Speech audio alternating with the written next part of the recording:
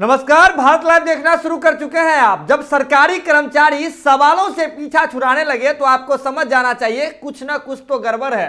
CID में एक कहावत है, सीआईडी सीरियल आती थी, उसमें कहावत है कुछ तो गड़बड़ है दया।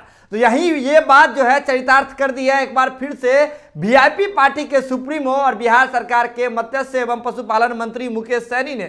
मुकेश सहनी एक दिवसीय दौरे पर जो है पूर्णिया पहुंचे थे। उस दौरान वहां वो सरकार की उपलब्धियां गिना रहे थे, साथ ही साथ कह रहे थे कि नीतीश सरकार 20 लाख रोजगार को लेकर के सजग है और इस दिशा में काम कर रही है। साथ ही साथ वो अपने विभाग यानी कि मत्स्य एवं पशुपालन विभाग से जुड़ी हुई योजनाओं की जो जानकारी है विस्तृत से मीडिया कर्मी के सामने रख रहे थे। इस दौरान एक सवाल उनसे इतना नागवार गुजरा कि वे प्रेस कॉन्फ्रेंस को बीच में ही छोड़ करके वहां से रफू चक्कर होते हुए बने। साथ ही साथ इसके बाद जब मीडिया कर्मी उनके पीछे दौड़े, इसके बाद वो मैदान छोड़ करके भागते हुए दिखे, लेकिन मीडिया कर्मियों पर उन्होंने ध्यान नहीं दिया, यानी कि साफ तौर पर उस सवाल से बचते हुए दिखे। सवाल क्या था आपको जानने में उत्सुकता होगी, हम वो सवाल भी बताएंगे, लेकिन आपको बताते हैं उन्होंने क्या कुछ कहा है।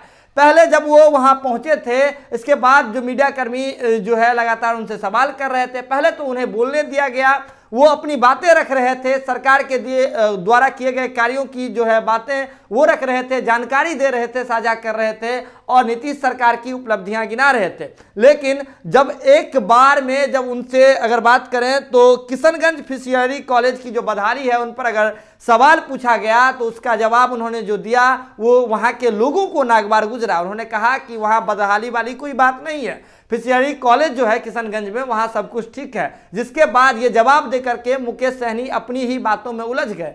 बहुत सारी ऐसे सवाल जो हैं वहां किए गए जिसमें मुकेश सहनी अपनी ही बातों में फंसते हुए नजर आए, बातों का गोल मटोल करके वो जवाब देते हुए नजर आए। लेकिन अंततः एक सवाल ऐसा हुआ जिसपे मुकेश सहनी अपने ही जाल में फंस गए, उस जाल को भेद करके बाहर नहीं निकल पाए। दरअसल एक पत्रकार ने उनसे पूछा कि जो खरमास के बाद सरकार गिरने की अटकलें लगाई जा रही है, लगातार बयानबाजी की जा रही है, ऐसे में राजद का अलग खेमा होगा, भाजपा का अलग खेमा होगा, तो आप अपनी पार्टी को लेकर के किस खेमे में शामिल होंगे? तो इस सवाल पर वो जवाब नहीं दे सके, साथ ही साथ उस पर जो है कुछ टिप्पणी करने से भी बचते हुए दिखे।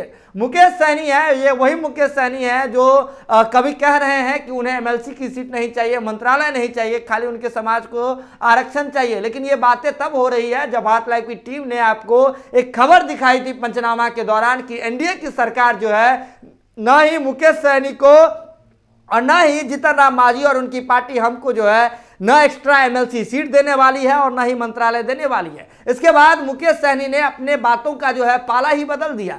ये वही मुकेश सहनी है जो महागठबंधन से सिर्फ इस बात को लेकर के अलग हो गए थे कि उन्हें उप मुख्यमंत्री का जो है पद चाहिए, यानी कि सरकार बनने के साथ ही उन्हें डिप्टी सीएम का पद चाहिए। और इस बात पर जब रजामंदी नहीं हुई थी तो मुकेश सहनी बीच प्रेस कॉन्फ्रेंस से जो पीठ में खंजर घोंपने वाली बात का आरोप लगा करके तेजस्वी यादव पर आरोप लगा करके वहां से रफू चक्कर हो गए थे, विदा हो गए थे।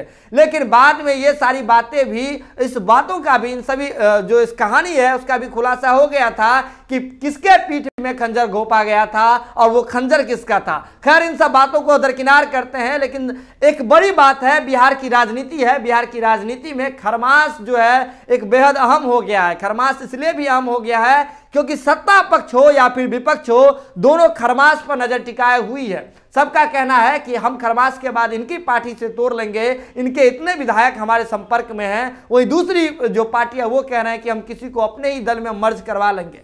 तो ऐसे में खरमास के सवाल पर और सरकार गिरने की सवाल पर जो है मुकेश सहनी भागते हुए नजर आए। तो कहीं ना कहीं मुकेश सहनी मैदान छोड़ते हुए तो नजर आ रहे हैं और अभी भी वो दिल से जो है स्पष्ट नहीं हो पाए हैं, मन से स्पष्ट नहीं हो पाए हैं कि उनकी राजनीतिक स्थिति है और उनकी जो राजनीतिक भविष्य है वो किस गठबंधन के साथ चलेगी और किनके साथ आगे चलेगी। देखिए, जहां राजद के और जो महागठबंधन के लोग हैं इस बात का दावा कर रहे हैं कि खरमास के बाद तेजस्वी यादव का सरकार बना देंगे, तो ऐसे में हम और वीआईपी की जो सीटें हैं बेहद अहम हो जाती है। और इस तरह से जब इतना आपके सीटों पर जो है सबकी नज़र हो और आप जो इस बात पे हामी नहीं भरते हो कि आप भाजपा के ही साथ रहेंगे, तो सियासी जो गलियारे हैं उसमें अटकलें तो तेज हो ही जाएगी। बने रहिए बात लाइव के साथ। खबरों का सिलसिला लगातार जारी है। अगर आपने खबर देख लिया तो जरूरत है इसे शेयर करने की, शेयर करके अन्य लोगों तक पहुंचाने की। एक यूपीआई नंबर लगातार सर्कुलेट हो रहा है, वहां जाकर के आप हमारा सहयोग कर सकते हैं और ऐसे ही बात लाइव को अपना प्यार और मोहब्बत देते रहें। बने रहिए बात लाइव के साथ। बहुत बहुत धन्यवाद। अगर ये वीडियो पसंद आई और वह बिहार के राजनीति और बिहारियत से सरोकार रखेनी तो सब्सक्राइब बटन दबा के चैनल के सब्सक्राइब कर ली। ओजे एगो घंटी बा, ओकरा बटन दबा देला से कुल सटीक और मारक खबर रुआ मुफ्त में मिल जाई। अगर रुआ पत्रकारिता के हमनी के नया प्रयोग में सहयोग कर चाहतानी तो ज्वाइन बटन दबा दी। पेटीएम नंबर नोट कर ली 9386816700। धन्यवाद।